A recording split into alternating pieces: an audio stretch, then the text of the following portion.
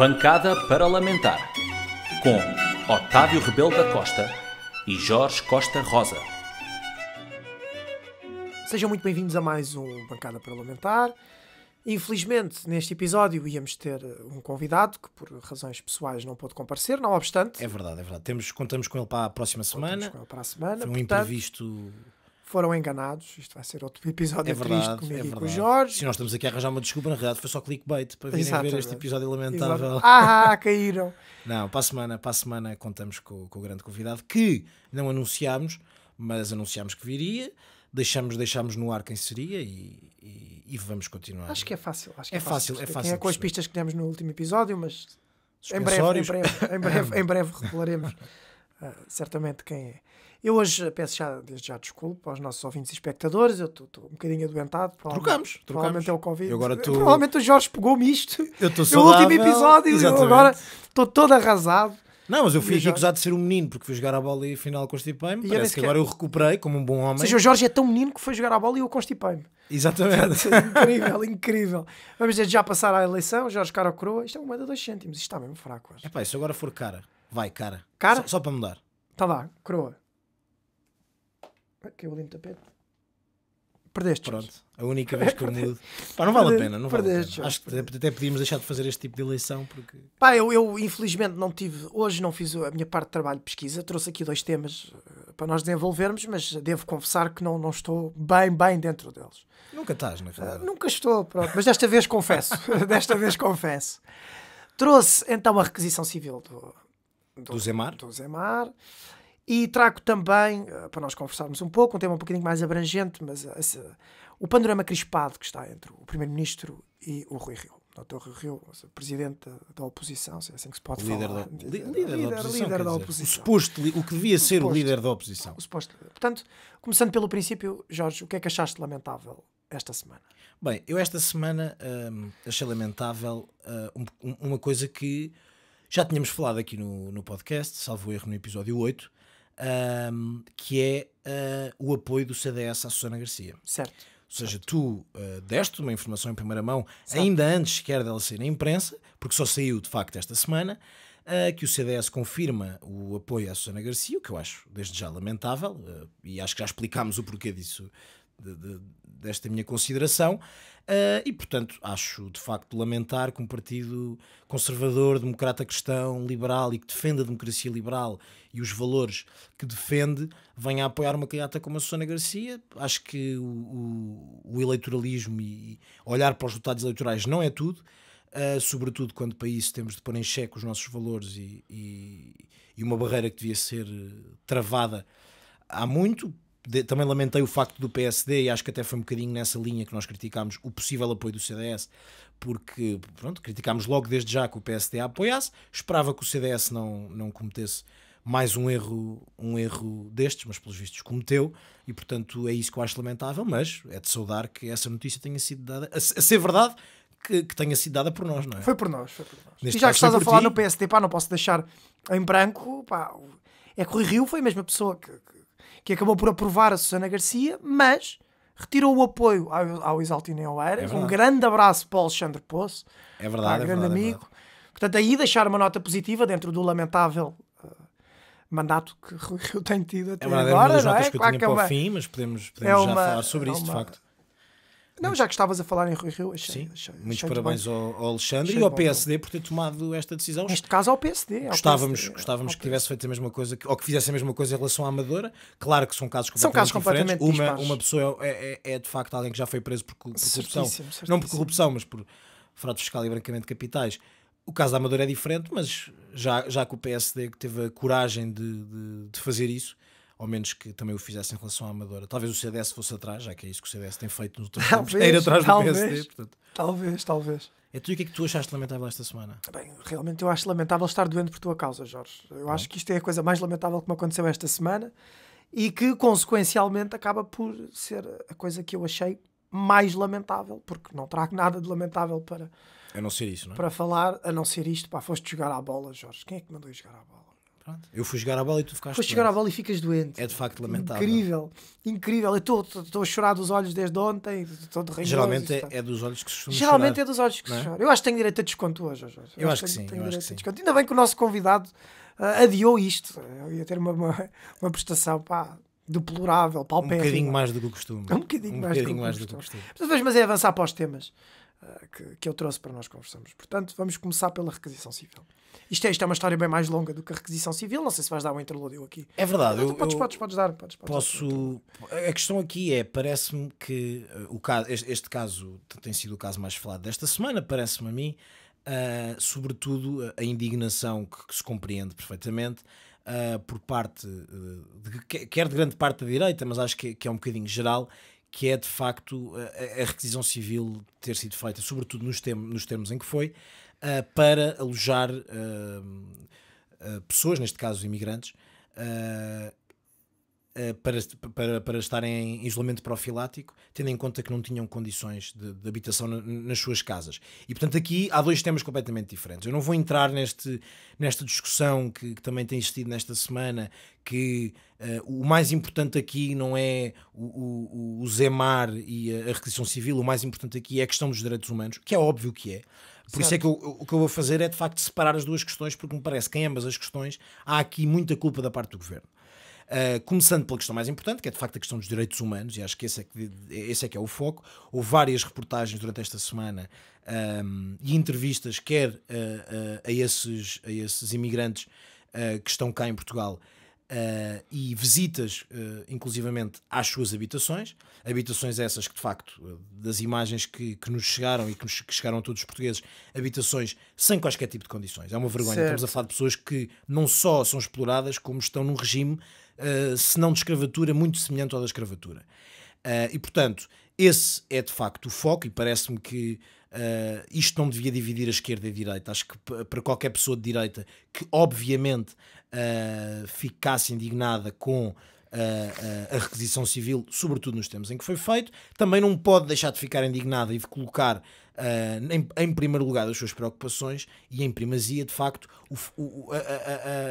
o facto de termos estes imigrantes que, segundo relatos dos próprios, pagaram para vir para Portugal para ter este trabalho, sobretudo para fugir às condições que tinham nos países de origem, mas à espera de uma também vida não é melhor. novidade, verdade seja dito. Claro, e estavam à espera de oportunidades melhores. Estamos a falar de pessoas, inclusive, que pagaram aos 10 mil e aos 16 mil euros para virem para Portugal trabalhar, certo, nestas péssimas condições, que é vergonhoso de acontecer no século XXI e num país como Portugal, não é? Estamos a falar de um país desenvolvido. Não, mas acontece. Isto não é notícia agora por causa do cordão sanitário, por causa do Covid. Agora. A questão é essa. Isto é uma situação que acontece já desde sempre. Exatamente. Do Bangladesh e do Paquistão, sabe lá em que condições de autocarro.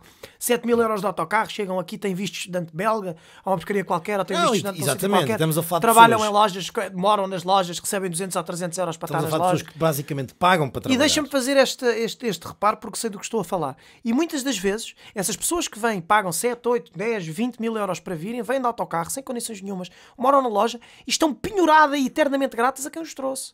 Claro. Atenção. Claro. É porque estas pessoas continuam com um vínculo de vassalagem a quem os trouxe. E porque são pessoas que não estão a fazer isto numa ótica egoísta nem para elas próprias. Não, claro, grande parte das vezes estão a fazer isto pela família. Exatamente. Família. Para poderem e atenção, isto acontece com estes imigrantes por uma razão muito simples. Isto não acontece com portugueses. Porquê? Porque esses imigrantes vêm de situações muito precárias nos países de origem e, portanto, isto é o melhor que conseguem. Não acontecem com portugueses, não é bem assim. Também tiveste aí casos de muito semelhantes de escravatura dos portugueses que iam apanhar a fruta para a Espanha, que iam apanhar a fruta para a Suíça. Claro. Portanto, também acontece com Mas o que eu estou a dizer é que estamos a falar de... Se calhar as condições não são tão nefastas, e estamos a falar de uma população escolhida a dedo precisamente por estarem num grau de necessidade extremo e então são no fundo utilizados e explorados desta maneira vergonhosa por parte dos proprietários agrícolas e de quem os recebe. Estamos a falar de pessoas, basicamente, que pagam para vir, pagam para trabalhar, e há sobretudo os casos documentados. Estamos a falar de pessoas que recebem cerca de 600 euros para pagar 150 euros de renda em casas onde, sei lá, caberiam... Não são casas, mas onde caberiam, se calhar, 2 pessoas e estão ali 30. Claro. não é? E portanto é uma situação deplorável, de facto é algo que me chocou, porque não estava à espera que isso acontecesse. É recorrente e não é Agora, o problema aqui é que é uma coisa que já acontece há muitos anos, já se sabe que isto acontece neste tipo de explorações agrícolas. Não é só nas explorações agrícolas, mas neste caso, em concreto. Neste caso em Odmira. Aliás, tu és ribatejano, sabes bem como é que é feita a apanha do tomate. Também acontece. Agora, o que é facto é que isto é um caso que há muitos casos destes já foram reportados pelas autarquias locais, certo, e o governo nada fez até agora. E, portanto, teve que surgir de facto este surto de Covid. Isto foi empurrado com a barriga até agora. E foi empurrado, houve o surto de Covid, tiveram que arranjar um sítio e agora entramos de facto no segundo tema. Se bem que eu gostava de dizer neste caso citar o Francisco Mendes da Silva, que disse uma coisa esta semana em relação a este tema que eu acho fundamental, que é, nós muitas vezes costumamos dizer e ouvir frases como se eles querem vir para cá, que respeitem os nossos valores.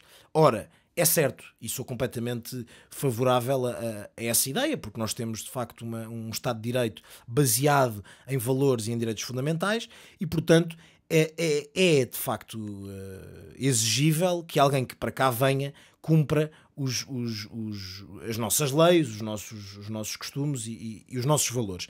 Mas pela mesma linha de raciocínio e por maioria de razão, se nós os queremos cá a trabalhar, também temos de os tratar de acordo com esses nossos valores. Claro. E, portanto, quer dizer, nós não podemos exigir que alguém que venha para cá cumpra os valores da nossa sociedade, mas não tem direitos, e não sejam tratados da mesma maneira que os portugueses são tratados. E, portanto, antes de mais, este para mim parece-me um tema fundamental e não podia começar a falar da requisição civil sem falar de uma questão muito mais importante, que é a questão de direitos humanos. E, portanto, irrita-me um bocadinho quando ouço a malta a falar isto voltámos à ditadura e às expropriações, às nacionalizações, quando temos aqui um problema de direitos humanos em primeiro lugar, parece-me. Agora, relativamente à requisição civil, volto a culpar o governo, porque a forma como foi feito e o despacho, sobretudo, que era bastante ambíguo e bastante amplo, de facto assustou os proprietários que aparentemente não há bem proprietários, não é? Essa também é outra questão, mas isso acho que tu nos podes elucidar sobre isso. Mas a questão é essa, ou seja, houve de facto um problema. Estamos a falar de pessoas que têm casas ou bungalows para férias, e portanto não é a sua habitação primeira, mas seria a sua habitação. É importante frisar que não são imóveis, portanto esta narrativa dos proprietários dos imóveis, não, aquilo está registado, continua a ser propriedade privada, não é? Certo, não são imóveis, não têm fins habitacionais. Uma coisa é certa, não é, são os bangalôs, são umas tendas, claro, é uma coisa amovível. Claro. E aquilo depois é em regime de time sharing. Pronto, mas eu agora... acho que os proprietários já... Isto vai soar um bocadinho feio, mas parece que até merece um bocadinho isto. Primeiro caíram na esparrela do time sharing. Não é? Só cair nessas esparrelas já é um problema. E agora estão muito preocupados, os proprietários, ou ditos proprietários. Sim, mas o problema também é o precedente que abres com esse é que é o problema. Esse é que é o problema. É o precedente que estás a abrir. Parece-me que o governo fez as coisas um bocadinho em cima do joelho. A requisição civil do Zemar tem, para além da questão dos proprietários e para além da questão daquilo se tratar de propriedade privada, para além disso também há a questão dos investidores, que agora supostamente já não querem investir, não é? Porque a confiança é quebrada a partir do momento em que o Zemar estava, salvo erro, com problemas de insolvência, não é? Certo. E portanto, o que se esperava era que investidores estrangeiros viessem agarrar naquilo e investir o seu dinheiro. Que investidor é que terá confiança nesse tipo de investimento a partir do momento em que o Estado, numa situação destas, está fora. Pronto.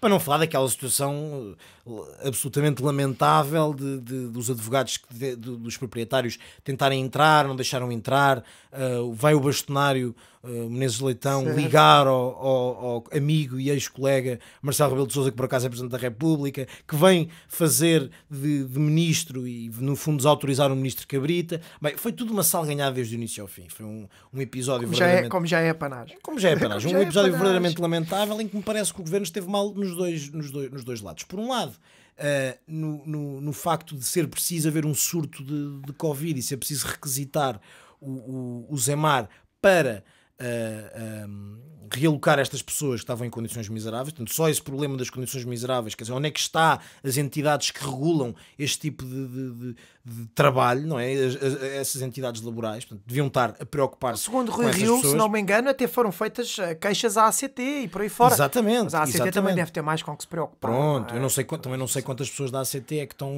em Odmira, quantas pessoas é que estão alocadas para o Parece distrito. que a própria Polícia Judiciária já está a investigar há 2 anos. Mas investigar o quê? Pois, Há 2 anos. Claro. Devem estar à espera que prescreva. Exato, mas está a investigar. E o que é facto é que foi preciso acontecer este surto para se levantar este problema de direitos humanos, que é o mais importante. E depois, quer dizer, não há edifícios públicos, não há um edifício do Inatel, não há qualquer coisa que possa sarar também este clima de que tenha as requisições licenças em civis. dia. Claro, e aí parece que estamos a voltar um bocadinho ao pré-que, e portanto esta discussão levantou-se. Se calhar foi necessário para se levantar este problema de direitos humanos, que acho que acordou e abriu os olhos a muita gente, mas portanto parece-me que é de facto fazer a divisão entre as duas coisas. Uma é questão de direitos humanos, outra é questão de propriedade privada. Em ambas parece-me que há incompetência do governo. Certo, e não sei se abriu os olhos a alguém. Isto é um problema que já cá está há muito tempo e vai continuar. Dá para a gente se divertir um bocadinho, ver umas coisas nas notícias, mas vai sempre continuar. Seja aqui, seja eu não me diverti, não é? Acho que nós não nos divertimos com isso e acho que acabámos por ter uma noção, pelo menos. Claro, mas pelo menos estou a fazer uma hipérbole, mas é o que é, vendo uns jornais, agora é problema, mas acho que ainda é mais importante para o público português, infelizmente, não a crise de direitos humanos, mas sim propriamente o que está a acontecer. Mas esperemos que não caia em saco roto, é a única coisa que podemos... que não caia em saco roto. Está em saco roto há 2 anos. Claro. Esperemos que não caia em saco roto. Esperemos e 2 que não anos, caia mais 2. Mas sim, continuando, passamos então de tema à frente. Podemos passar para o segundo tema. Sobre o ambiente crispado. Se tiver de ser mais conciso, mais precisamente a última entrevista do Primeiro-Ministro. Exatamente, Primeiro-Ministro. É verdade, o Primeiro-Ministro, entre outras... o ambiente crispado que está a haver agora. E a própria reação depois do Rio. Quer dizer, nesta entrevista acho que fica também um bocadinho marcada, sobretudo pela frase em que António Costa diz que o Rui Rio é pior que um catavento, porque ao menos o catavento tem os pontos cardeais. Os pontos cardeais. Ao menos já para onde vai, não é? Exatamente, e Rui Rio nem isso faz. O que me parece, antes de mais, uma crítica até justa a Rui Rio, que inicialmente apareceu como o cavaleiro do centrão, não é? Que seria um perigo para a direita, porque iria ser o impulsionador de um bloco central e iria encostar o PSD mais ao centro e mais à esquerda, contrariando o rumo que o PSD seguia até então por Pedro Passos Coelho. Mas parece que Rui Rio, assim que teve a oportunidade, sobretudo na questão dos Açores, agora o problema do PSD já não é o PSD encostado ao centro, é o PSD encostado à direita radical, ultrapassando o próprio CDS e a própria Iniciativa Liberal para pescar o olho ao Chega. Também António Costa refere que o grande problema para além do Chega, e mais importante do que o Chega, é a aproximação do PSD ao Chega e a contaminação. Como fez o PS ao PCP e ao Bloco. Na altura da geringonça não havia problemas com os extremismos. Agora, como há o extremismo do outro lado, é um problema muito grande. No fundo é a resposta do Rui Rio, mas também não me parece ser uma ótima resposta. Deixa-me fazer nota de que eu sou completamente, perentoriamente contra isso. Acho que a minha opinião é mais que pública. Já tive aqui mais de uma manifestação de interesse sobre qual é que é a minha opinião sobre o Chega e André Ventura. Não obstante, acho engraçado, não é? Claro, é uma questão de timing. E o próprio Rui Rio, na resposta que dá, que me parece ser uma resposta completamente individual, como é a política do Rio. O Rio não se preocupa nem com o PSD, nem com Portugal. Pelo menos é isso que ele demonstra. Aquilo é uma questão pessoal. É ali um jogo do atacaste-me, agora eu ataco-te a ti. O Rio sentiu-se ferido, o Rio sentiu o seu ego ferido e então veio a responder na defensiva e diz precisamente isso, diz precisamente que quem com ferros mata, com ferros morre. E portanto acaba por dizer no fundo o que estás a dizer, que é que se o António Costa está a provar do próprio veneno daquilo que fez em Portugal com o geringonça, então o Rio vai fazer a mesma coisa. O que não é justificação. Como é evidente. A mim parece-me que é precisamente o inverso, que é se nós criticamos... Não fazemos igual. Exatamente. Se nós criticamos e bem essa colagem do PS à esquerda radical, não é porque eles o fizeram e nós agora temos essa oportunidade que o também temos de fazer. Acho que essa diferença tem que ser traçada, até porque, apesar do Bloco de Esquerda e do PCP serem a esquerda radical, parece que é uma esquerda que nos últimos anos não colocou em causa a democracia liberal, como o Chega propõe. Tem-se vindo a suavizar. Como o Chega faria se estivesse no arco da governação, assim quer crer. Agora, o problema é que nós não podemos dar essa oportunidade, parece-me a mim, sobretudo porque cada vez... E acho que cada vez que Rui Rio diz que está disposto, ou que é possível, ou que não vê com maus olhos uma possível coligação com André Ventura e com o Chega, o que está a fazer são duas coisas absolutamente diferentes e as sondagens refletem precisamente isso. Que é, cada vez que Rui Rio põe em cima da mesa uma possível coligação com o Chega, está a perder das duas uma. Ou votos para o Partido Socialista, ou votos para o André Ventura. Certo. E o António Costa tem precisamente esta noção. António Costa é um estratega político e isso notou-se desde o início. Desde o início, já no Partido Socialista contra António José Seguro, como até agora na governação. António Costa sabe perfeitamente que, encostando Rui Rio ao outro lado, Rui Rio... e o Rui Rio parece cair na esparrela com António Costa e na armadilha de António Costa. Rui Rio, ao buscar o olho a André Ventura, das duas uma, ou está a legitimar os votos da direita moderada no André Ventura, ou está a legitimar pessoas mais ao centro que dizem, para o André Ventura não crescer eu vou votar no Partido Socialista. Certo. E quem ganha são estes dois, é o PS e o André Ventura. E o próprio António Costa, na entrevista que dá, acaba por voltar a buscar o olho ao Bloco de Esquerda, dizendo até, numa metáfora bastante interessante e gráfica, como é a panagem do Primeiro-Ministro, que até, pronto, que não vê como irreversível o afastamento do Bloco de Esquerda em relação ao Partido Socialista e que até casais que se divorciam muitas vezes se voltam a casar ou se voltam a juntar com alguma graça e um bocadinho típico de António Costa. A realidade é que aqui há um problema, que é António Costa claramente criou um cordão sanitário com o PSD e com tudo o que está à direita do Partido Socialista. E portanto António Costa, e a razão é óbvia, António Costa quer não só que o PS seja reeleito e ele com maioria absoluta, como que se criem aqui dois grandes blocos em Portugal, o da esquerda e o da direita, como ele já disse várias vezes que pretende. Qual é que é o problema aqui? É que António Costa, ao contrário do Rui Rio, é um catavento. Porque lá está, Rui Rio não tem sequer os pontos cardeais. Mas o António Costa tem. O António Costa sabe perfeitamente o que está a fazer. O António Costa, quando não precisa do Bloco de Esquerda, como fez o ano passado, empurra. Quando precisa do Bloco de Esquerda, volta a buscar-lhe o olho. Fica a critério do Bloco. Qual é que é o problema disto acontecer? É que se o Bloco de Esquerda, e até mesmo o PCP, se apoiam o Partido Socialista, criamos aqui, parece-me, um problema grave, que é o voto de discórdia mais radical que podia cair num Bloco ou num PCP vai cair num Chega.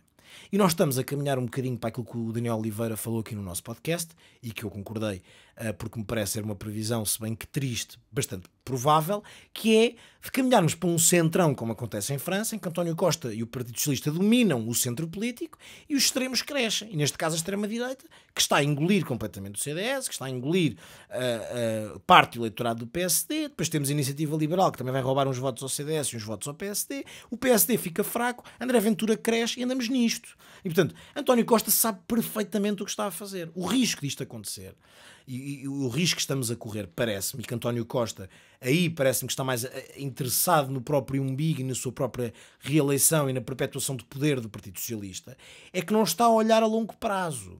O longo prazo disto pode ser, de facto, uma alteração, não só uma reconfiguração da direita ou da esquerda, mas uma reconfiguração de todo o espectro político em Portugal, que é nós temos, de facto, um centrão na pessoa de António Costa, mas na pessoa do partido, no Partido Socialista, e os extremos a crescer brutalmente. Quem ganha com isto? André Ventura, António Costa. E António Costa, claro. E PS e André Ventura. Claro, neste caso, Rio, PS e Chega. Rui Rio vai na cantiga. Rui Rio continua a pôr em cima da mesa uma possível coligação com André Ventura e com isso perde os votos que eu há pouco referi. E depois de uma entrevista daquelas de António Costa, depois de saber que o governo estava a esconder mais de 1000 e tal páginas do PRR, que, basta, como sabemos, o governo agora nos últimos tempos tem feito tudo o que é semana, faz conferências de imprensa sobre o investimento que vai fazer, o dinheiro que vai dar, típico socialista, o dinheiro que vai dar com a bazuca que aí vem. Mas, curiosamente, esqueceu-se de referir as reformas que são necessárias e que a União Europeia nos pede só tirar guito para nos dar o dinheiro. Quer dizer, dar-nos o dinheiro. Portanto, Agora se calhar já dava mais jeito, estás a ver? Que o PSD tivesse força e ganhasse, que era para implementar estas reformas, que não são nada aprazíveis ao PS e ao eleitorado. Como é habitual. E depois eles voltavam como salvadores da bandeira. E portanto fico surpreendido. Quer que o partido, o Bloco de Esquerda e o PCP, fico surpreendido, porque se isto fosse com um governo de direita, o que seria, não é? Claro, o que seria um governo de direita estar a esconder as reformas e as reestruturações e tudo aquilo que Bruxelas nos impõe, o que seria isso acontecer e ainda para mais isso ser escondido. Parece-me que só esse ato de esconder esses documentos me parece um bocadinho infantil, porque eles acabariam por vir e agora tornaram-se um assunto ainda mais importante, porque para além das reformas em si, é o facto, mais importante ainda, é o facto do governo a se esconder. Rui Rio, ao invés de fazer política, que é isso que se espera de um líder da oposição, daí eu dizer o suposto líder da oposição, o que se espera do líder da oposição, que era precisamente fazer campanha disso, ou seja, mesmo que muitas vezes, ou mesmo que seja expectável, como agora dizem os socialistas, que era expectável que estas reformas acontecessem. Sim, mas há que capitalizar isso. Há que capitalizar politicamente, não. Rui Rio capitalizou apenas o quão ofendido ficou com a entrevista de António Costa, pessoalizou, como faz sempre na política, pessoaliza tudo, e por isso é que o PSD é a pessoa do Rui Rio, e a pessoa do Rui Rio vale aquilo que as sondagens nos dizem sobre o PSD.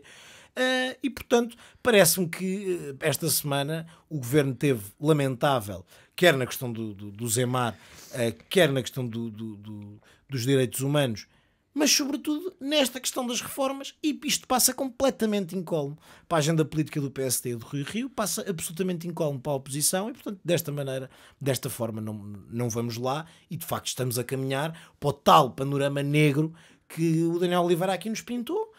E que eu gostava de não acreditar, mas parece cada vez mais provável, que é o PS cresce, o Chega cresce, e nós andamos nisto. É verdade. É verdade, Sr. Deputado. Bem, agora, abordados os temas desta semana, eu trago aqui uma interpelação à mesa. Não sei se o Sr. Presidente faça me favor, permite. Sr. Deputado, faça favor. Parece-me antes também... disso que jogar a bola e eu ficar doente uma semana. Anda lá. Não, prometo que não vou jogar a bola esta semana, mas nem sei quando é que voltarei a jogar a bola depois do inconveniente, mas não o teu não me interessa, dizer o meu. Eu sei. Bem, a interpelação à mesa que eu quero fazer é de algo que parece-me um tema ainda um bocadinho mais complexo do que isto, e é um tema que não é novo. É novo se calhar cá em Portugal, mas não é novo no mundo, que é o movimento Me Too. O movimento Me Too, neste caso Me Too Portugal, que está aí à porta. Gastar uma interpelação à mesa para trazer esse tema. Então vá, não. Eu acho que é um tema, importante, e não só um tema importante. Não percam a continuação deste debate no Clubhouse. Como é um tema. Continua, Jorge. Como é um tema bastante atual, parece-me, e sobretudo em Portugal. Eu acho que não é em Portugal, é no Twitter. Não. Eu acho que isto tomou contornos maiores quando a atriz, penso que esse foi o primeiro pontapé de saída nesta discussão em Portugal, que parece que veio para ficar, e parece que só agora é que começámos a falar disso a sério com casos portugueses, porque até aqui a discussão era feita à base do que acontecia nos Estados Unidos e no resto do mundo. Como em tudo na vida, chega cá um bocadinho mais tarde, mas acaba por chegar, e então começou com a entrevista, parece-me, mas estamos da mesmo a atriz falar Arruda. Da alegada agressão do Sebastião Bugalho ao Luís Monteiro, é isso? Parece-me que confundiste aí dois temas, mas... Estou a brincar contigo. Não, mas sim, a questão é essa. São tudo alegações, está tudo mesmo. Provavelmente, e não sei porquê, isso aí não serão os comentadores e serão os opinion makers a responder a isso, parece-me. Acho que o primeiro caso em Portugal foi de facto o caso do Sebastião Bugalho, que surgiu. Veio até a pública, notícias, mas acho que nesse caso estamos a falar de uma questão de agressão e não de assédio sexual. Estamos a falar aí de uma questão de agressão. Houve notícias sobre isso, curiosamente não foi muito falado, sabe-se lá porquê. Vamos ver, mas também está nos sítios certos, que é na justiça. Pronto, acho que é o único sítio onde deve estar. É o mais importante. E parece-me que uma nota positiva também a quem fez essa notícia relativamente ao Sebastião Bugalho foi que não disseram o nome da vítima, que me parece ser o procedimento correto a fazer nessas matérias. Ou seja, há alegações, não se diz o nome da vítima, mas diz o nome do acusado, não é? Ainda estamos em fase de alegações, mas ele teve muito bem em não dizer o nome da vítima para a proteger, mas não o acusado, porque isto é só uma alegação. Não é. O ponto é, eu percebo a tua indignação, e indignado não estou. E vou falar precisamente sobre isso, e acho que... Indignado não estou. consigo perceber qual é que é a tua opinião nessa matéria, mas e até já discutimos isso noutras leads, mas sim, o que é facto é que a dar notícias sobre, e a questão aqui é notícia, porque a pessoa em causa agora é comentador televisivo na TV 24. Então, quando for condenado, faça comentador notícia, político, supostamente também ex-jornalista, ao que parece, e ex-candidato do CDS. Como eu sou ex-piloto de Fórmula 1. Às legislativas, pronto. Vim para cá de carro. Pronto, acho que é justo, e portanto parece-me ser notícia. Já é óbvio que é notícia, que se há um comentador, que há um processo contra ele de agressão, é notícia. O facto de terem protegido o nome da vítima aí parece-me essencial. Agora, esse talvez tenha sido o primeiro caso, mas curiosamente não abriu uma grande discussão. O que abriu uma grande discussão foi há pouco tempo a entrevista da atriz Sofia Arruda, que falou precisamente de um caso de assédio sexual, e a partir daí o movimento, como é apanágio deste movimento, daí o nome Me Too, não é? Eu também posso falar, eu também fui assediada, eu também fui abusada, e esse movimento serve no fundo para isto, não é? Para empoderar as mulheres e para as mulheres se sentirem empoderadas, para contarem a sua história. A partir daí as histórias começaram a surgir. Quando diz mulheres é o Luís Monteiro. Já lá vamos. Agora assustei-me. Não vamos queimar etapas, como dizia o Ricardo Pereira no sketch do Gato Fedorento. Acontece que a partir daí veio a capa da Sábado com várias denúncias e vários casos de mulheres que contam as suas histórias e que contam as suas experiências de assédio sexual, e estamos a falar ainda numa elite. Como tudo começa sempre nas elites, estamos a falar de pessoas do mundo do espetáculo, de pessoas do mundo da televisão, do jornalismo, da política, dos escritórios de advogados. Portanto, neste momento estamos a falar de mulheres que têm já algum poder para, no fundo, empoderar as outras que aí virão, porque estamos a falar de casos, se isto acontece numa elite intelectual, política, cultural, socioeconómica, ainda mais deve acontecer, e coisas piores devem acontecer às mulheres em meios mais... Ao menos que se tire o crivo das mulheres, isto não é só às mulheres que acontece. Não, claro que não. Isto acaba por acontecer a mas toda a gente. A esmagadora maioria são mulheres. A esmagadora maioria são mulheres. Claro. Certo. Que não implica que não aconteça ao Luís Monteiro. Claro, e aí a questão do Luís Monteiro... não implica que não aconteça a ti, que não me aconteça a mim. Claro que sim. Agora, só que um homem falar disto, um homem fala disto com gabarulice, não é? Eu, se for assediado por uma mulher, eu falo disto com gabarulice. Claro, é um déficit social que nós temos e cultural. Mas isso é fruto de um problema social que existe, que certo. É de facto o homem... Não obstante, se eu apanhar agora um táxi, o taxista me propuser subir ou me propuser pagarmos a corrida de outra maneira, eu não conto isto a ninguém, está feito. Fui assediado, fui. Foste. E também não vou para a televisão mas chorar a dizer. Não contares isso, ou seja, mas tu poderias contar isso, tinhas todo o direito de fazer. Não, certo. E acho que estas pessoas têm e devem ter voz. Não é as mulheres, toda a gente tem de ter voz e deve denunciar os assédios e por aí fora. Agora, cada coisa é uma coisa, Jorge. Cada coisa é uma coisa. Certo. Cada coisa é uma coisa. Casos, para mim, ridicularizar é quebrar o segredo de justiça, é levar alegações como fossem condenações, e isto é ridicularizar a situação. A partir do momento em que uma alegação passa automaticamente para um linchamento público e para uma condenação, isto é brincar com a situação. Não, isso aí... E para mim é tão grave como fazer disto palhaçada. Porque é só fazer disto palhaçada. É vender tabloides, é vender capa de jornal, é vender revistas, é vender Twitter, é vender Clubhouse. São alegações, e alegações não passam disso. Se um dia passarem, são condenações, e aí sim temos notícia e aí sim temos Estou completamente de acordo, mas é por isso que eu disse desde o início que isto é um tema muito complexo. Tem de haver denúncias, certo? A partir do momento em que há um movimento, seja o Me Too, ou seja, o movimento Cuecas Amarelas, que vai atrás de alegações e torna isto notícias e falatório e linchamento público, deixa de ser notícia, deixa de ser problema, passa a ser tabloide. Eu também quero aparecer, toda a gente quer aparecer. Não estou a dizer que é o que acontece, claro. Ou que as mulheres e que os homens fazem isto para aparecer, certo? Mas, Sr. Presidente... Agora, daí a fazer, para mim, palhaçada, e já expus esta minha opinião mais do que uma vez, e vou ser linchado outra vez por ter esta opinião. Certamente. Para mim, palhaçada é fazer disto um tabloide. É fazer da pedofilia um tabloide, é fazer do assédio sexual um tabloide, é fazer da violência doméstica um tabloide. Não é por ser um tabloide que faz com que a justiça funcione melhor ou que estas situações sejam tratadas com maior parcimónia e celeridade. O que isto faz é que as pessoas se comecem a preocupar e a fundar um não problema para poderem disto também poder aparecer. Ou seja, se fores ao Twitter, coisa que eu não faço muito, deve estar lá no top, não é? Isto deve estar trending. Foi o tema trend da semana. Pronto, então aí está justificado. Não, mas... Não devia ser um top trend aí, devia ser um top trend nos tribunais, devia ser um top trend na PSP, claro na PJ, mas há aqui uma coisa que é preciso... Que os oficiais e que os atores de justiça andassem para a frente, fizessem reformas e combatessem debatessem isto ideológico e juridicamente. Não é no Twitter nem no Clubhouse. Muito menos na Revista Maria. Eu discordo porque... Sebastião Bugalho está queimado. Eu não sei se o rapaz fez ou não fez, nem quero saber. Agora, que está. Não está. A prova que não está é que isso pouco se falou. Estamos a falar muito mais se falou do Luís Monteiro. Jorge, muito mais se falou do Luís Monteiro. Senhor deputado, perdão, eu referi-me mal. Para os assuntos em voga em Portugal, tradução, para o top do Twitter, o Sebastião Bugalho está queimado. Porque se eu for ali para a rua e perguntar quem é o Sebastião Bugalho, pouca gente sabe. E se falar deste caso, ninguém sabe. Mas, Sr. Presidente... Agora, no nicho do Twitter, naquele pequeno nicho do Twitter, ou naquele pequeno nicho dos opinion makers, como tu lhe chamas, nesse nicho, isto é um problema. Certo. Para quem? Não, mas para quem partilha desse nicho. Repara, acho que não podemos, permites, acho que também não podemos. Uma coisa é certa, e temos de separar aqui as coisas. Eu concordo contigo, sobretudo na questão do linchamento. Ou seja, a complexidade deste tema, para mim, é precisamente porque num Estado de Direito não pode haver linchamentos públicos. Quanto mais não seja por uma questão de injustiça, para já, porque as coisas têm os trâmites legais certos. Ou seja, para mim, o que devia acontecer no tratamento destas questões é denúncia, investigação criminal, julgamento. Se houver indícios suficientes para que isso aconteça, produção de prova, garantias de defesa do arguido, tudo e mais alguma coisa. Sem dúvida. Esses são os trâmites legais. Num país como o nosso, num Estado de Direito, e é isso que eu defendo. E isso é inevitável. E esse é que é. O resto é o subproduto. Mas calma, porque o Me Too é um movimento social que tem todos estes perigos. Mas o problema da questão é, mas para isso acontecer, e estamos a falar muitas vezes de casos com anos depois... Certo. E a questão é, antes de mais, eu acho que também devíamos fazer aqui um disclaimer, que é isto, somos dois homens a falar sobre este tema, não é? Certo. Portanto, não temos aqui nenhuma mulher que certamente podia dar... O Pedro vem hoje, mas é para falar de bola. O Pedro vem para falar de bola, mas...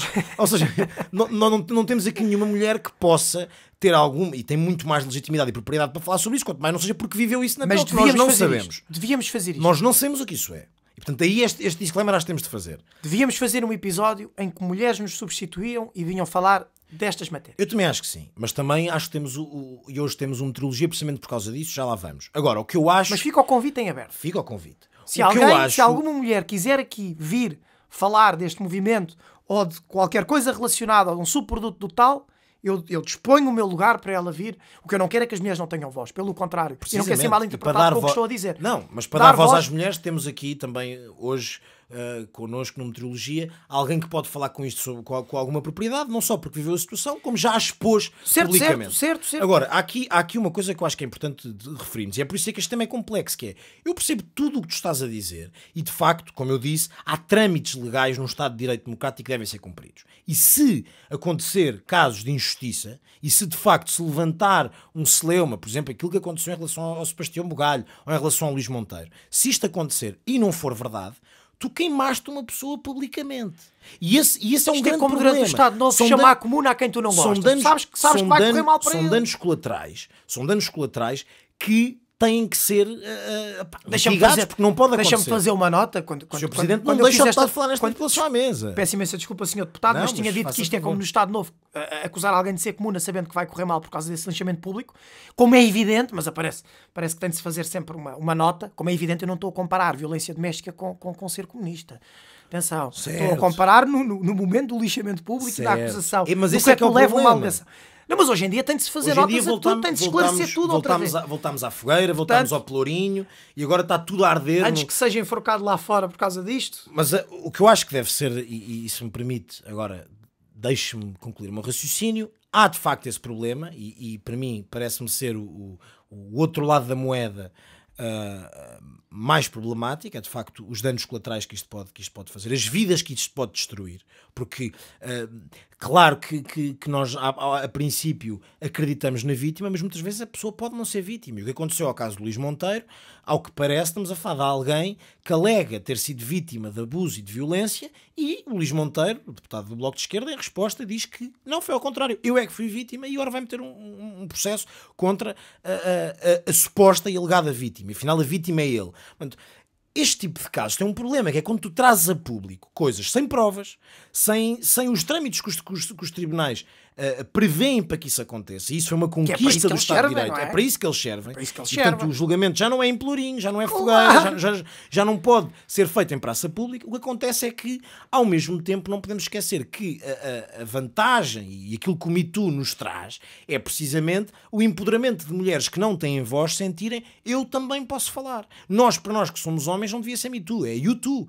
Tu também podes falar, tu também tens uma voz, tu também podes contar a tua história. E nós não podemos querer uma revolução ou uma mudança verdadeiramente no que toca, neste caso, ao tecido social, porque a questão é, eu percebo o que estás a dizer, eu concordo contigo, mas estamos a falar de grande parte das denúncias que são feitas em que as pessoas nem... E muitas vezes são criticadas por isso, e é uma parvoíce isso acontecer, sobretudo nas redes sociais, que sem dúvida.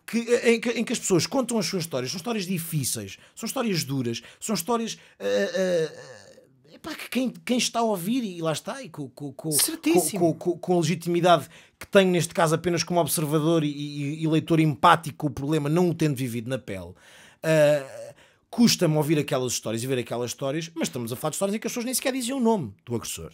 E são criticadas por isso de forma ridícula. Devem dizê-lo nas instâncias próprias. Nas instâncias próprias. Portanto, mas devem dizê-lo, como é evidente. Nas instâncias próprias. Devem agora, se quiserem expor claro, à sua pessoa os traumas que tiveram ou não tiveram durante a sua vida, muito bem, mas repara, Me Too, e tem toda a abertura para o fazer. O movimento Me Too é o contar a história sem dizer quem é que é o agressor, porque muitas vezes já prescreveu, já passou, não querem dizer, e que também é legítimo, não têm essa obrigação. Devem dizê-lo, mas contam a sua história, quanto mais não seja para as pessoas e para as mulheres com menos capacidade e com menos voz poderem ouvir aquilo e pensar, ok, isto não aconteceu só a mim. Mas dos dois casos que falámos aqui, nenhum se coaduna nesse exemplo. Nenhum se coaduna desse exemplo. Porque estamos a falar de uma questão que já está... cabe. Mas calma, mas o caso do Sebastião Bugalho já está nos tribunais e não foi a vítima, a alegada vítima, que veio trazer isso a público, até porque ninguém sabe quem é. No outro caso estamos a falar de uma pessoa que utilizou a plataforma do Twitter para falar sobre isso e, portanto, que criou toda esta celeuma, e estamos a falar de um deputado do Bloco de Esquerda. E aqui desde já recrimino a direita, ou a parte da direita, que utilizou aquilo como um ataque político ao Luís Monteiro e ao Bloco de Esquerda, quando nada tem que ver, ainda por cima, nada tem que ver. Sobretudo quando em relação ao Sebastião Bugalho estiveram calados. Claro. Pronto. Claro. Quer dizer, se estamos calados para uns, estamos calados para outros. Claro. Se estamos à espera que a justiça faça o seu caminho, estamos à espera que a justiça faça o caminho para outros. Portanto, se não queremos o linchamento, como ambos não queremos, e como me parece que qualquer pessoa decente e de bom senso não quer linchamentos públicos, já não estamos no tempo da Inquisição, já não estamos em 1500 a queimar bruxas, porque isto não pode ser a caça às bruxas. Também não podemos fazê-lo quando é uma pessoa do partido oposto. Luís Monteiro, eu não conheço o Luís Monteiro, não tenho nenhum conflito de interesses com o Luís Monteiro, mas vi muito isso acontecer nas redes sociais. Um ataque cerrado ao Luís Monteiro por parte de pessoas de direita. Mas prestei-lhes tanta atenção como vi os ataques ao Sebastião Bugalho. Exatamente. Barulho é barulho. Em ambos estão mal. Ou seja, a presunção de inocência funciona tanto para o Sebastião Bugalho como para o Luís Monteiro, como para qualquer outro. Como para qualquer outro. Claro. Agora, o que me parece essencial, e para concluir este tema, o que me parece essencial na temática do Me Too é: o Me Too é importante. O Me Too é relevante como movimento social que faça com que as mulheres se sintam empoderadas para contar a sua história. Estamos numa sociedade, e não podemos negar isso, numa sociedade muitas vezes misógina, a sociedade do patriarcado, e isso não acaba de um dia para o outro e não acaba de uma forma suave como as pessoas pensam. E estes movimentos são importantes para as mulheres contarem a sua história, muitas vezes, como eu disse, sem falar de quem são os agressores, mas só contarem a sua história. E são mulheres de coragem, são mulheres de garra, porque uma mulher que conta aquilo que as mulheres sem dúvida que contaram as suas histórias, como é o Luís Monteiro, um homem de garra e um homem corajoso. Certo, e ele próprio falou sobre... Para mim tem exatamente o mesmo. E ele também se expôs a sua vida a falar sobre isso. Certo. É pena que naquele caso tenha sido em defesa. Sim, tenha sido reativo, mas agora, tudo bem, mas aconteceu. Tudo isto é alegado, a importância que isto tem, e por isso é que há uma fronteira. E este tema, atenção, e este tema em mim gera um enorme conflito, porque por um lado eu empaticamente me solidarizo com as mulheres que viram essas histórias e que eu não faço ideia do que isso é, e portanto estou com elas nessa luta e acho bem, francamente, que esse movimento tem tenha chegado a Portugal para as mulheres portuguesas se empoderarem, porque as mulheres até agora que o fizeram, como eu disse, fazem parte de uma certa elite. Importar um movimento para poder ter aqui uma reação social, agora, mas tudo bem. Nós também devíamos aprender com o que aconteceu de errado nos Estados Unidos, porque nos Estados Unidos aconteceu muito linchamento público, muita injustiça, e que eu espero que não aconteça em Portugal. Agora, é uma linha... Mas foi isso que importava. Agora, não só é uma linha muito ténue, muitas vezes na concepção de assédio, porque muitas vezes se ouve aquela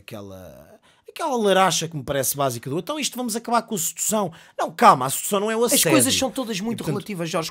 É importante traçar uma linha. Mas é importante também destrinçar o que é relativo e subjetivo ao entendimento do momento, não tirar nada de contexto e, acima de tudo, preservar não só a identidade das vítimas ou a história das vítimas, mas também dos acusados, porque às vezes podem ser vítimas também. Como se viu com o caso de Luís Montenegro. Claro, mas e ainda por cima tu vais... Parece-me que é muito difícil, mas atenção, sobretudo as mulheres que assinaram aquela que surgiu na capa da Sábado, que falaram sobre as suas histórias, não revelaram nomes, mas revelaram as suas histórias. Certo. Para isso uma mulher que trabalha num café, ou que trabalha numa loja, ou que trabalha também o possa fazer numa fábrica, que deve ser muito pior do que acontece na história de advogados, abre uma revista e pensa, pera, isto também aconteceu a uma atriz, isto também aconteceu a uma jornalista, isto também aconteceu a uma advogada. Portanto, isto não me aconteceu só a mim. Às vezes estamos a falar de pessoas sem mundo, sem contacto, quer com o mundo exterior, quer através de poderem sair de Portugal e conhecer, ou mesmo da sua própria cidade. E então leram no Twitter. Foi essas pessoas sem mundo? Foi o Twitter é muito mais democrático do que apanhar um avião e conhecer o resto do mundo. Não, a internet é muito mais democrática nesse sentido. Democrática? Democrática na medida em que há uma democratização do acesso à informação. Essas pessoas podem comprar a revista Sábado, ver as histórias de mulheres que se empoderaram e pensarem, eu também posso empoderar. Não, certo. O problema aqui é esse. É a questão de o perigo que isto transporta, e parece-me que isso é que nós, defensores de um Estado de Direito, devemos pugnar, é para que o facto de cada mulher poder contar a sua história, e todos nós sabemos, e pelo menos quem tem contacto com mulheres, o que as mulheres dizem é que não há nenhuma mulher que não tenha sofrido de assédio. E portanto, as mulheres poderem contar a sua história, poder ser relatable com aquilo que elas viveram na sua vida, certo. Pensar que elas também se podem empoderar e que elas também podem contar a sua história, claro. Agora, tendo muito, muito cuidado com a linha do linchamento público. Claro, porque o linchamento é intrinsecamente errado, vai contra o nosso Estado de Direito e os valores fundamentais, porque também há direitos de quem está do outro lado. Não é? Claro. E sobretudo, mesmo que não seja um caso de injustiça, mas sendo um caso de injustiça, pode-se criar aqui situações muito complicadas. Isto é um tema muito difícil e agora acho que a melhor forma de terminar com este tema é, como nós dissemos aqui desde o início, fizemos esse disclaimer, nós somos homens, estamos aqui a falar de dois homens que não sabem o que é isso e que não viveram isso na pele, mas temos... E fazer a reserva de que são dois homens que, como dizem alguns muito estimados colegas partidários, não é? Que estão aqui a partilhar uma hora de vergonha alheia, falando do que não sabem. Um grande abraço também para quem nos diz isto. Precisamente. Portanto, acho que tem o valor que tem, não é? Tem de haver alguma reserva e alguma subjetividade na avaliação do que dizemos. E reforçando que é de facto um tema muito, muito complexo. Claro. Mas temos aqui, de facto, como nós falámos sobre este tema porque não o podíamos evitar, mas acho que chegou a hora de passar a palavra a alguém que tem uma muito maior legitimidade e muito maior propriedade para falar sobre isto.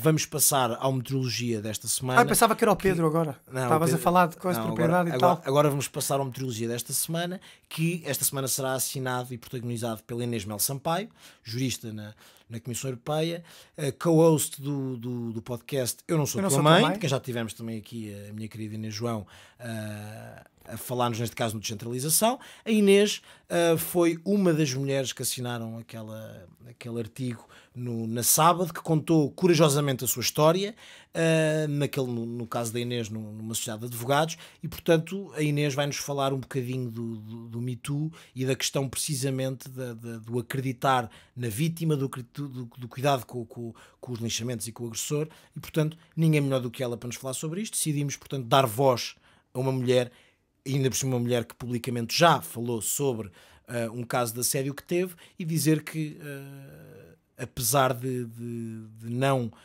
compactuarmos com linchamentos, nos solidarizamos em absoluto com as mulheres. Deixa-me, antes de passarmos para a meteorologia, e a apresentação está feita, mas reiterar eu cedo o meu lugar, eu acho que devíamos fazer mesmo isto. Eu acho que devíamos ceder o lugar para fazer um episódio especial, com 2 mulheres a falarem precisamente disto. E sabes que eu estou completamente de acordo. Portanto, fica o convite feito, ficamos à espera que, se houver interessadas, nós disponibilizamos o estúdio e as pobres cadeiras para elas fazerem um episódio especial somente sobre isso, então, sem lixamentos públicos. Meteorologia com uma grande mulher, Inês Mel Sampaio. Meteorologia. Olá, eu sou a Inês Mel Sampaio e venho falar-vos do Me Too. O Me Too chegou tarde a Portugal, mas chegou. Obrigada, Sofia Arruda, obrigada, Catarina Furtado, obrigada por começarem esta conversa tão importante no nosso país. Como alguns de vocês saberão, eu fui capa na sábado, nesta semana, em conjunto com muitas outras mulheres. Fomos 17 mulheres a contar as nossas experiências de assédio sexual, a contar a nossa história, a reclamar agência sobre aquilo que nos aconteceu, a dizer: aconteceu-me isto acontece a muitas mulheres todos os dias, isto não é aceitável. Porquê é que isto é muito importante? Primeiro, porque falar sobre um trauma implica ganhar agência sobre ele, poder verbalizar aquilo que me aconteceu ao fim de 11 anos, retira-me do papel de vítima. Eu tenho agência sobre aquilo que me aconteceu. É importante também porque mostra a outras mulheres que estejam eventualmente a passar por isto neste momento que não estão sozinhas. Somos muitas, somos demasiadas. Quase todas as mulheres, se não todas, já passaram por uma experiência destas na vida. É também importante porque cria sororidade. O facto de sermos muitas, de avançarmos em conjunto, cria laços de sororidade. Somos irmãs, temos uma experiência comum, temos algo que nos une, que é a violência patriarcal de que somos vítimas. É também importante porque alerta a sociedade para um problema que não é necessariamente visível para os homens. O assédio sexual, em princípio, não acontece à vossa frente, não acontece à frente dos homens. O assédio sexual acontece sem testemunhas, acontece de forma velada, acontece de uma forma que permite sempre ao assediador alegar dúvida razoável. Não, tu não entendeste bem, estás a levar a coisa demasiado a peito. Era uma piada, era um elogio, mas que raio, que feminazi, não se pode dizer nada. Raramente o assédio é uma coisa óbvia, sem outra interpretação possível. Quando é, como foi o meu caso, em que aquilo que me aconteceu não deixa margem à interpretação, o assédio acontece sem testemunhas. O assédio não deixa prova escrita. Eu não tenho nenhum e-mail, não tenho nenhuma mensagem, não tenho nenhuma forma de provar que aquela pessoa se me dirigiu em algum momento de forma menos do que profissional. Aquilo que aconteceu, aquilo que me aconteceu, aconteceu apenas entre mim e o meu assediador. Eu não tenho como prová-lo.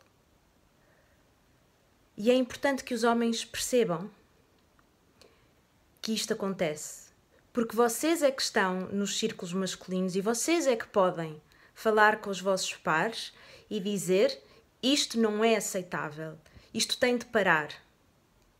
Esta cultura de violência patriarcal sobre as mulheres não é aceitável. A minha mensagem para com as vítimas que possam eventualmente estar a ouvir-me é encorajá-las a avançarem. Respeitando, é claro, o vosso tempo e enfim, no momento em que se sentirem, de facto, confortáveis para avançar e para contar a vossa história. Mas é importante que a contem, não só por vocês, para reclamarem agência sobre aquilo que vos aconteceu, mas também porque há força nos números. Se formos muitas, teremos mais força. A sororidade ganha quando muitas de nós dão as mãos e dizem: isto aconteceu-me a mim também. Me too.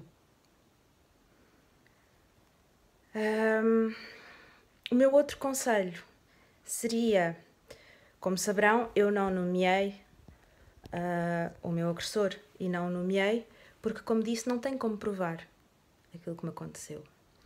E, portanto, o meu segundo conselho seria um conselho de cautela. Se quiserem nomear o vosso agressor, e têm todo o direito de o fazer, tenham em conta que podem incorrer no crime de difamação se não puderem provar aquilo que afirmam. Porque as pessoas têm direito ao seu bom nome, e uma acusação desta gravidade, quando é feita em concreto contra uma pessoa concreta, tem de ser provada, sob pena de incorrerem no crime de difamação. E isto tem consequências não só para vocês, a consequência penal que advém da prática do crime de difamação, mas também consequências para o movimento. Qualquer denúncia que se venha a concluir não poder ser provada descredibiliza o movimento. Dá força ao argumento machista de que as mulheres mentem. Há 1% de denúncias falsas. 1% não é quase nada. 1% não justifica o mito de que as mulheres mentem. Mas, por outro lado, 1% não é zero. 1% é 1 em 100. E destruir a vida de uma em cada 100 pessoas por causa deste movimento tão legítimo e tão necessário também não é um preço que eu esteja disposta a pagar. E, portanto, os meus 2 conselhos são coragem e cautela. Me too. E agora o tempo em Bruxelas. Amanhã temos uma máxima de 19 graus, uma mínima de 5 aguaceiros. No Descentralização desta semana, temos o nosso grande amigo do PSD, Diogo Cumano. Descentralização. Olá a todos, começo por cumprimentar o Otávio, um grande abraço, muito obrigado pelo convite que me fizeste para participar no teu podcast, e deixa-me dizer-te que é com grande felicidade que recebi o teu convite, porque já estava afastado da política há uns tempos, pelo menos da política ativa, participativa, e portanto é para mim com grande alegria que participe neste teu podcast. Eu pensei falar sobre uma coisa que às vezes é muito óbvia e que na maior parte das vezes é discutida em cafés e em jantares ou almoços, e que em boa verdade é aquilo que de facto realmente importa. Aproximam-se as eleições autárquicas. E estas eleições autárquicas que se aproximam têm um pormenor diferente das outras que antes eram, que acontecem num período nacional estranho. Um período em que coletivamente vivemos uma situação complicada, o Covid, apesar do Covid não ser por si só o grande problema. À parte disso, temos a questão económica, que é por si só avassaladora. E neste momento voltamos a discutir aquilo que se discute nas autárquicas, que é o que é que a autarquia pode fazer pelas pessoas. Em boa verdade, na maior parte das vezes, os partidos políticos não contribuem positivamente para a discussão autárquica. E eu digo até isto porque, na maior parte das vezes, até é a própria oposição autárquica que não contribui para o debate. Primeiro porque as forças políticas não conseguem dizer claramente ao que é que venham. E, na maior parte das vezes, fazem oposição em temas que não dependem verdadeiramente da autarquia. E isto é um problema porque, para o debate autárquico, o debate vai, logo de início, desvirtuado, ou começa desvirtuado, porque não se discute aquilo que é verdadeiramente importante. Porque, na verdade, aquilo que importa realmente às pessoas é aquilo que são os problemas do seu dia-a-dia. Os problemas do seu dia-a-dia começa logo por ser o desemprego, por ser a economia, por ser o rendimento, por ser os impostos. A maior parte destes temas não dependem da autarquia. Mas podem depender também da autarquia. Podem depender da autarquia se houver uma lógica integrada. Ora, é este ponto que eu queria falar convosco, que é o que é que está a faltar ao debate autárquico em 2021? Na minha opinião, eu não sou um regionalista, confesso que não sou regionalista, puramente regionalista, mas acredito na lógica integrada dos municípios. Eu acho que não faz sentido debater a autarquia e debater o poder local sem que nós olhemos para o nosso município vizinho, sem que nós olhemos para a região em que estamos, sem que nós olhemos para aquilo que é o nosso enquadramento regional. Porque, por exemplo, no caso de um distrito, como é o meu, eu sou do distrito de Porto Alegre, do Alto Alentejo, não faz sentido para mim, enquanto um eleito da Assembleia Municipal de Castelo de Vide, ignorar aquilo que acontece na capital distrito.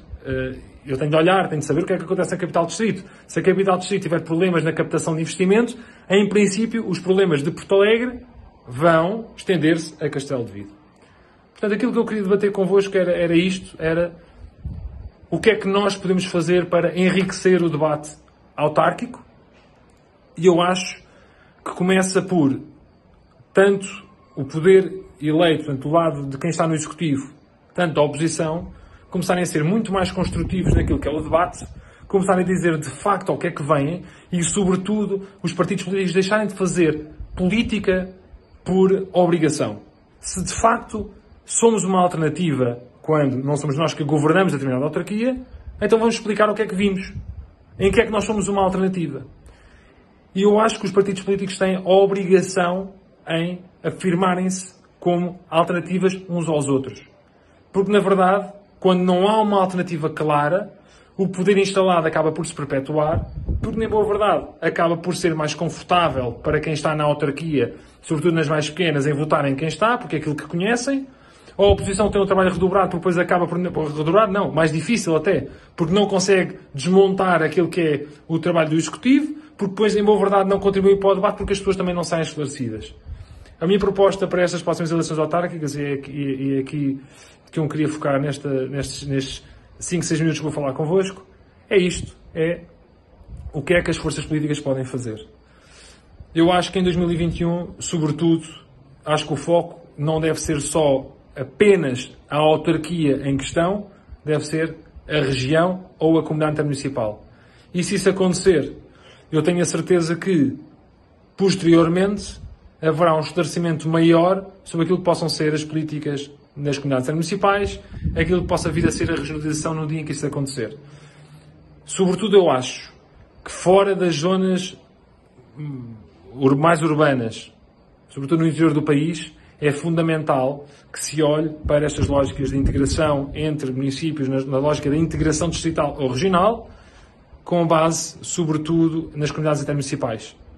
Sem isto, é muito difícil para municípios mais pequenos ganharem escala, é muito difícil conseguirem executar coisas realmente importantes, e voltando ao início da conversa, quando os problemas estão, sobretudo, relacionados com emprego, com rendimento, com economia, ora, um município pequeno dificilmente consegue fazer qualquer coisa por si só, por melhor que seja o seu Presidente de Câmara, por mais perto que possa estar o Presidente de Câmara do partido que governa.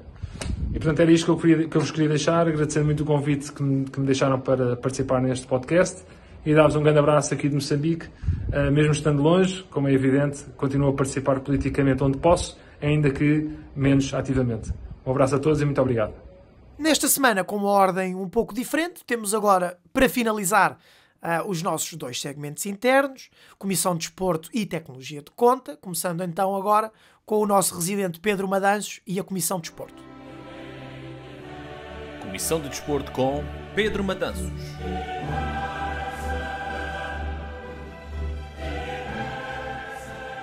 Olá Pedro, bem-vindo a esta bancada parlamentar que também é teu. Olá, obrigado. Pedro, o que é que nos trazes hoje no mundo do desporto? Ora bem, para começar, Sporting, como podem ver, camisolinha, uns quilinhos a mais também, para apoiar a equipa no sofá. Isso é que não aparece na câmara. Exatamente. Não começar, no Sporting, nos quilos a mais, claro. para começar, a dar os parabéns à equipa de futsal. Verdade, Vencemos muitos parabéns. o Barcelona na final da Champions. Campeão em título. Campeão em título, exatamente. Tinha-nos sucedido em 2019. Voltamos a ser nós. Para o ano, esperemos que sejamos nós outra vez. O Sporting está fortíssimo, o hockey também. Foi difícil. Estávamos a perder ao intervalo 2-0. Foi ali uma remontada. Uma remontada épica mesmo. Teve-me vontade de chorar. Foi mesmo épico. E pronto, para o ano vamos ver. Temos até alguns jogadores a dizer que não vão renovar, mas faz parte, é o fechado um ciclo e começa o outro, apostar também mais um bocado nos novos, porque isto também os salários estão um bocado elevados. Isso no mundo do futsal. Mundo do futsal. Então, voltando ao mundo do futebol, o que é que... Desporto de rei. Ao desporto rei. Continuo a acreditar que o Sporting vai ser campeão. Claro. Ainda não faço festas, ainda não digo que já somos, mas é confiante até ao fim. Ainda falta, mas falta pouco, não é? Falta pouco, exatamente. Faltam 3 jornadas. Espero também ser campeão invicto, coisa que também já não acontece há algum tempo. Vamos ver, com calma. Depois no final a gente faz a festa. Já passaram a barra das 31 jogos sem perder. Exatamente. Também queria dar os parabéns ao Inter de Milão. É verdade. 9 anos depois acabou com... quase uma década. Exatamente, acabou com o reinado das Juventus. Tadinhos das Juventus. Que é uma pena. Exatamente, agora que está lá o Ronaldo. É verdade, ganhar no Scudetto. É verdade. O Ronaldo, também, por falar em Ronaldo, 2 coisas. Primeiro, parabéns. Deu a volta ao jogo da última jornada. Aquele cabeceamento final foi muito bom. E fala-se que o Ronaldo, daqui a 2 anos, quando acabar o contrato com a Juventus, vem para o Sporting. Eu não sei se acredito mais nisso ou no Sporting ser campeão. É assim, eu também custa-me um bocado a acreditar, e também uma pessoa já está assim um bocado marcada desde o tempo do Figo, que também prometeu e depois não veio, e ainda nos roubou, digamos assim, quando saiu. Mas vamos ver, ele é sportinguista, está em final de carreira. Podia voltar para o clube do coração, achava que era o Manchester United. Mal, ainda por cima vestido de vermelho, não, nunca mais, por favor. Não, vamos ver, espero que sim. Eu acredito que venha. Ele, dinheiro já tem, não precisa. Visto lá o Sporting. Não era por aí. Pesetero. Tinha de interromper. Não, agora é euros. Mano. Participei. Agora é euros. Participei, continua. Pronto. Na Liga, já que estamos na Liga Italiana, também podemos falar do José Mourinho, não é? José Mourinho, depois cansou-se de estar a receber sem trabalhar. Então decidiu despachar o Paulo Fonseca da Roma e vai para lá ele. Vamos ver. Mas não, acho que o Mourinho já está um bocado... Que saiu do Tottenham e supostamente a saída teve que ver com aquela grande polémica da Superliga. Não sei se também palhaçada. Nos trazes alguma... É assim, sobre a Superliga a minha opinião é um bocado... Isso é mercadejar o futebol. Mas o futebol já eu estou imparável. O futebol já é difícil mercadejar um bocadinho mais o futebol. Conversem à vontade. O futebol já está morto, não é agora a Superliga que vem piorar ou melhorar. A UEFA já é uma máfia enorme. Agora querem meter 32 equipas na fase de grupos da Champions. Deixa de ter o prestígio, parece uma Liga Europa.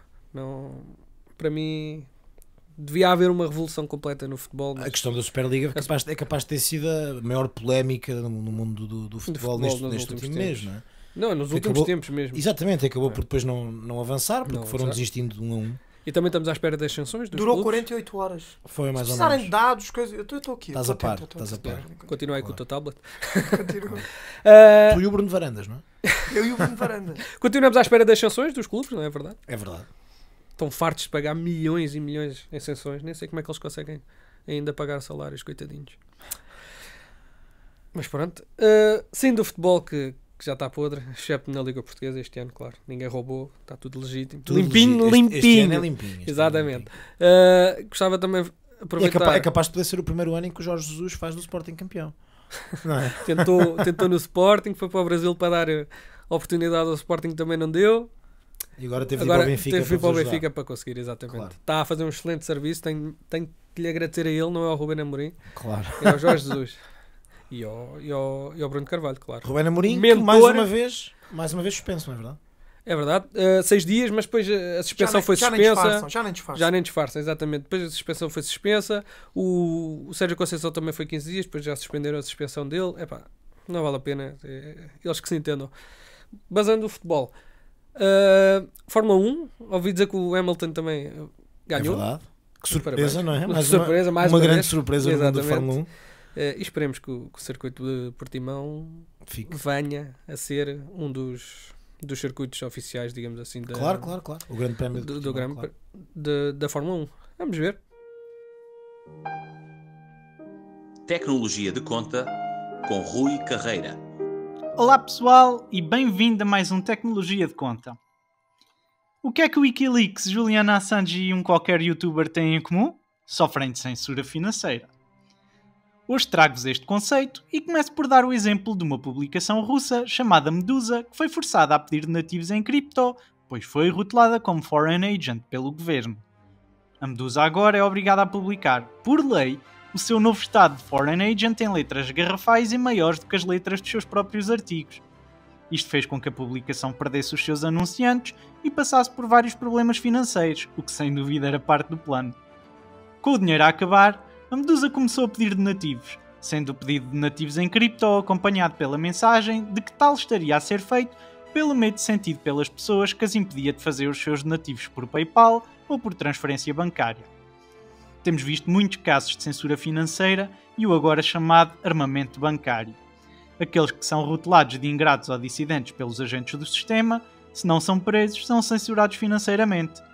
Podemos pegar em exemplos como o bloqueio da PayPal e outras instituições financeiras ao Wikileaks há uns anos para demonstrar que isto não é um acontecimento raro.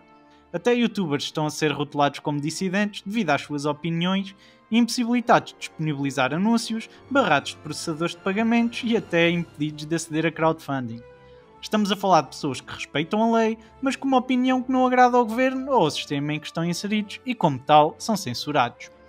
As criptos são uma solução para a censura financeira. Este é um assunto muito sério e prejudica a nossa forma de viver, retirando-nos liberdades e taxando não só o nosso dinheiro, mas também as nossas opiniões. Não tens uma opinião popular? És censurado financeiramente. Querem mais um exemplo? A Visa e a Mastercard decidiram apoiar o lápis azul em cima das transações da indústria pornográfica, recusando-se a processar as mesmas. Nos Estados Unidos, o OCC está também a criar uma regra que proíbe instituições de providenciar certos serviços a certas indústrias, como no caso da indústria energética e da criptoeconomia. Os Estados e as instituições financeiras começam então não só a controlar o sistema em vigor, como também a nossa liberdade, os seus moldes e a decidir se o nosso dinheiro é bom ou não, agindo em conformidade. A cripto tem muitos benefícios, mas um deles é que por norma é resistente à censura e descentralizado. Como tal, adotar o paradigma cripto é evitar a censura financeira. Quando o adotarem, enviem-me uma parte. Se quiserem, claro, eu não censuro quem não o fizer. Isso seria lamentável. E foi mais uma horinha de vergonha alheia com Jorge Costa Rosa e Otávio Rebelo da Costa. É verdade. Deste episódio, como já devem ter reparado, bem triste, bem paupérrimo, mas o convidado que vinha hoje, não é? Que infelizmente não pôde. Vem para a semana. Vem para a semana. E atenção que, para além de ter tido um imprevisto e não poder estar cá nesta semana, o convidado prometeu-nos que esta semana, a semana que virá, irá fazer revelações fantásticas. Estou curioso. Que podemos apertar mais com ele, portanto vamos cobrar-lhe isto e vamos de facto apertar com ele. Isto agora é só para ele ficar um bocadinho assustado. Fiquem atentos. Está dito em episódio. Não vamos dizer quem é, Fiquem porque atentos. nos parece bastante óbvio. Parece-nos bastante óbvio. Vai ser um programa sem moderação, então, não é? Vai ser um programa sem moderação e com suspensórios. Piada fácil. Estou doente, pá, tenho um desconto. Sr. Presidente, vemos para a semana. Vemos para a semana. Jorge, forte abraço. Caros espectadores e ouvintes, um forte abraço também. Obrigado por nos terem até ao próximo episódio. Para a semana, cá estaremos.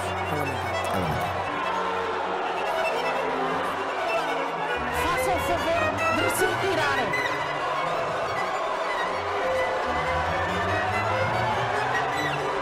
Faça o favor de se retirarem. Faça o favor de se retirarem. Faça o favor de se retirarem.